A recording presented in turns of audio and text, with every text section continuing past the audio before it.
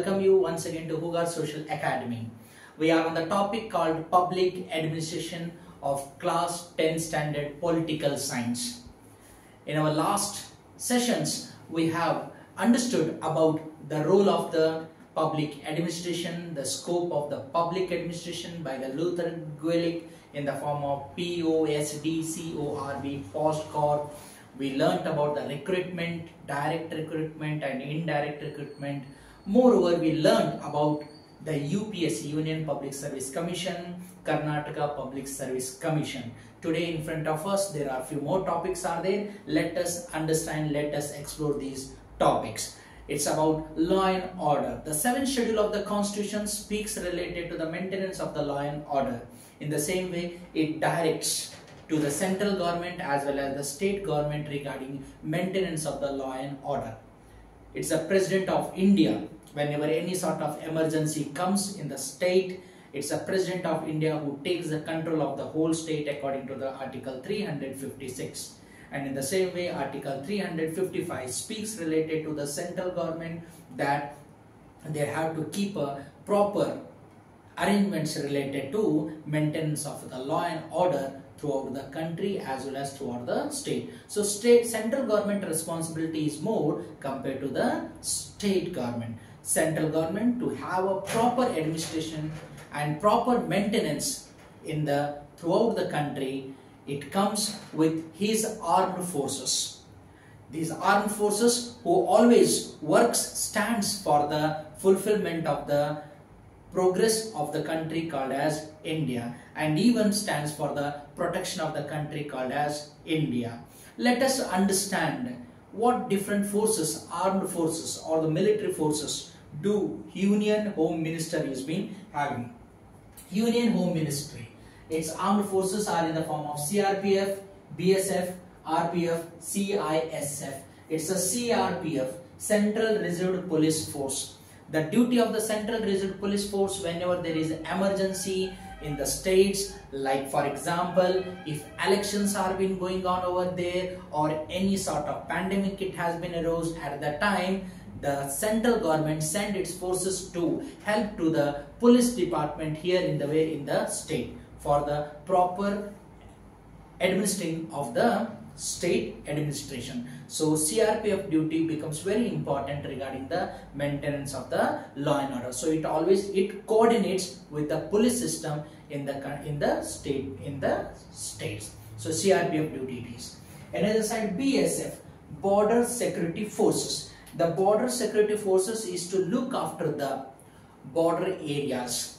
As we know very well that Indian border, land boundary, if it is been talked, it is from the Pakistan to the Afghanistan to the China to the Nepal to the Bhutan to the Myanmar and to the Bangladesh. We are not having any sort of problem with the Nepal, Bhutan as well as with the Myanmar. But yes, we are having the problem even with the Afghanistan, not too big problem. But yes, we are having the big problems with the Bangladesh, China as well as the Pakistan. China and Nepal are the big enemies of the country called as India.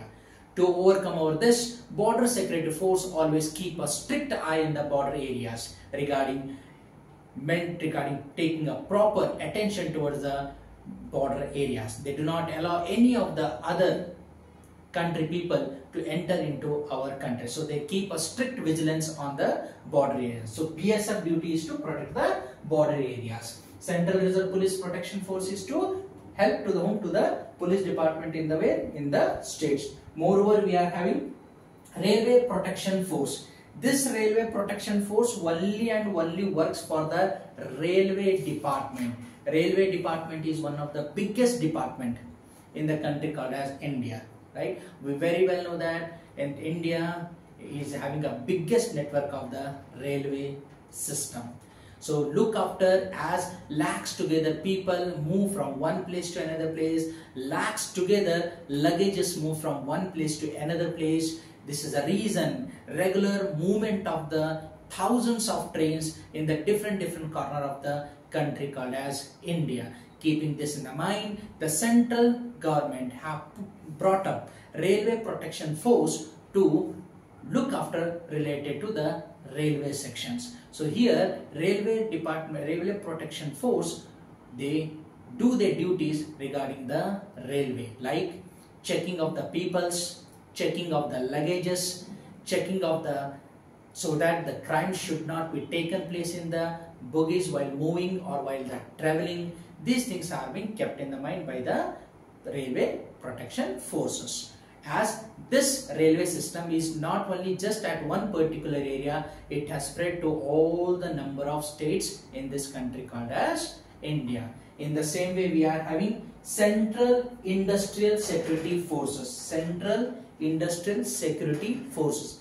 The duty of the Central Industrial Security Forces to look after. As we know that 90% of our foreign trade is being done with the help of the water bodies.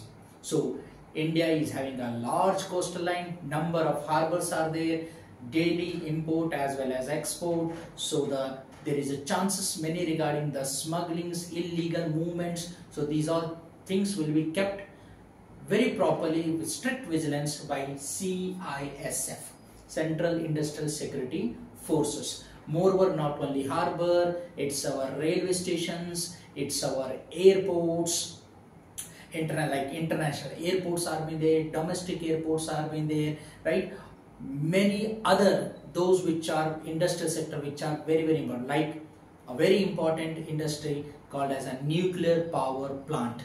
Such things are being protected under by the National Industrial Security Forces. These all forces are nothing but they are the Union Home Ministry forces, armed forces are there, who are always ready to work for the sacredness of the country called as India.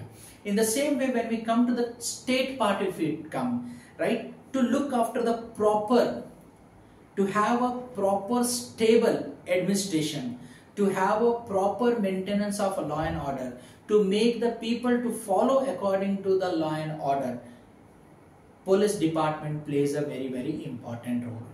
Police department is the one who 24 hours, 12 months, 365 days continuously work for the security of the people of that particular state. Superintendent of police, police department, it totally works under the Home Ministry of the state. Home Ministry of the state.